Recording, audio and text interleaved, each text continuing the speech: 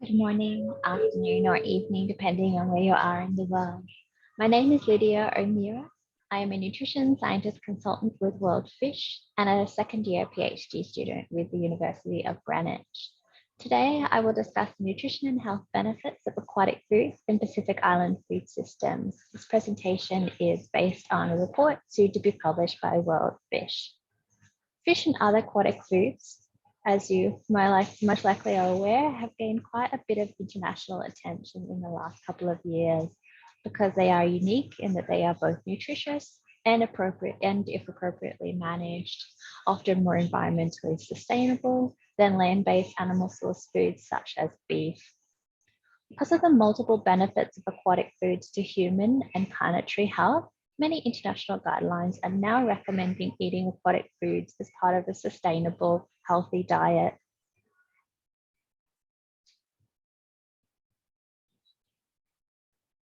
Here we have two plates demonstrating the nutrition transition in the Pacific Islands. On the left is a more traditional meal of fish, cassava, and green leafy vegetables, while the plate on the right represents a more highly processed meal that is becoming more common, which is associated with the epidemic of overweight, obesity, diabetes, and heart disease. For generations, Pacific Islanders have benefited nutritionally from eating aquatic foods. For example, high fish consumption has been shown to reduce the incidence of micronutrient deficiencies, diet-related non-communicable diseases, thyroid conditions, and thyroid cancer.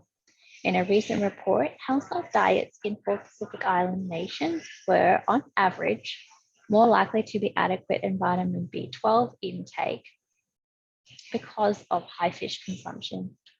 What is most interesting is that in the Solomon Islands, it was the fishing households that were more likely to have higher vitamin B12 and iron intake compared with the rest of the population.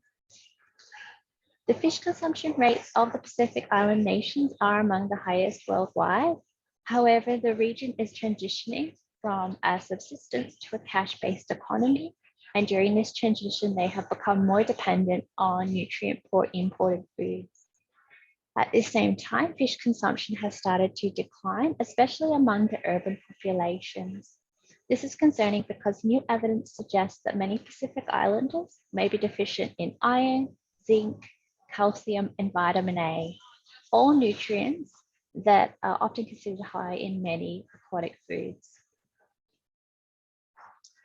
Because imported foods are often so nutrient poor in the Pacific, many Pacific Islanders rely on wild aquatic foods and locally grown vegetables for diet quality. Low trophic level species are some of the most environmentally sustainable sources of aquatic foods. In the Pacific Islands, small-scale fishes have been known to fish over 300 different species. However, over the past 50 years, there has been a heavy focus on developing fisheries to improve household incomes. This has led to many of the highest quality aquatic foods being exported to international markets or sold to the tourism sector, which then limits access of these foods to be used as food for nutrition security for local communities. The impacts of climate change, declining production, and population growth combined with the COVID-19 pandemic have further exacerbated these access problems.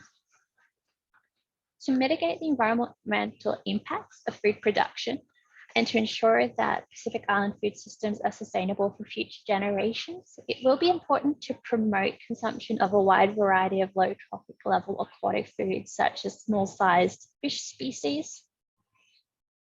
Here, shellfish, such as bivalve mollusks, and aquatic plants, such as seaweed. For example, as you can see on this graph, tuna cannot solve the nutrient deficiencies in the Pacific Islands by itself. Instead, it needs to be eaten in combination with a wide variety of other aquatic foods that are often overlooked in terms of their nutritional potential and their sustainability. For example, seaweed is often high in iron, and mussels and oysters are good sources of omega-3 fatty acids, zinc, iron, and B12. To maximize the environmental and nutritional benefits of low trophic species, consumption rates will need to increase, and technical support is required to build capacity and enterprise within appropriate coastal communities to increase supply. There are many nutrition and health benefits of eating aquatic foods for mothers and children during the first 1,000 days of life. By way of background, the critical window of growth for a child occurs during gestation, exclusive breastfeeding, and the complementary feeding phase up to the child's second birthday. During this time, the child requires the highest ratio of nutrients per body weight compared with any other life stage.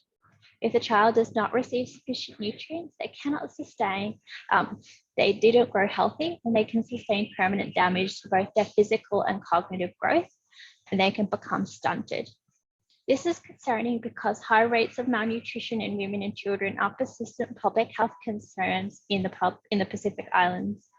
For example, 30% of Pacific Islander women are anemic, and high levels of stunting in children under 5 continue to occur in Papua New Guinea, the Marshall Islands, Solomon Islands, and Vanuatu.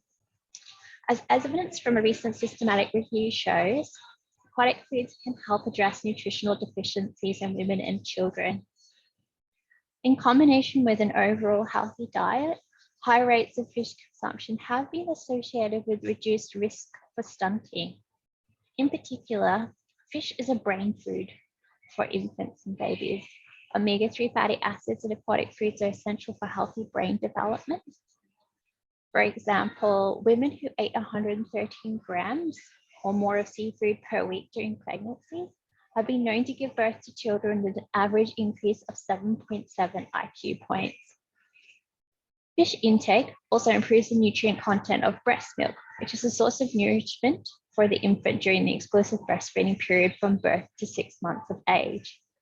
However, although national fish consumption might be high, recent evidence indicates the nutritional benefits of aquatic foods are not always reaching the most nutritionally vulnerable groups in the region, such as pregnant women, young children, and infants. For these groups, increasing fish consumption as part of a healthy diet could lead to better nutrition and health outcomes. To do this, there will be a need for food system initiatives to help increase access to fish for pregnant and breastfeeding children, pregnant and breastfeeding women, and young children. Now, in conclusion, I am aware that I'm probably over time at this point, so I want to leave you all with one last key message.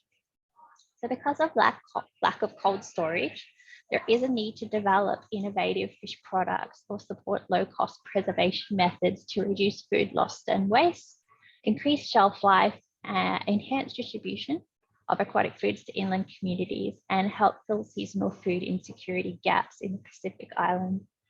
Although fish drying might not be common in all regions, promotion of low-cost jarring or homemade solar drying options could be key strategies for promoting low-cost hygienic preservation methods.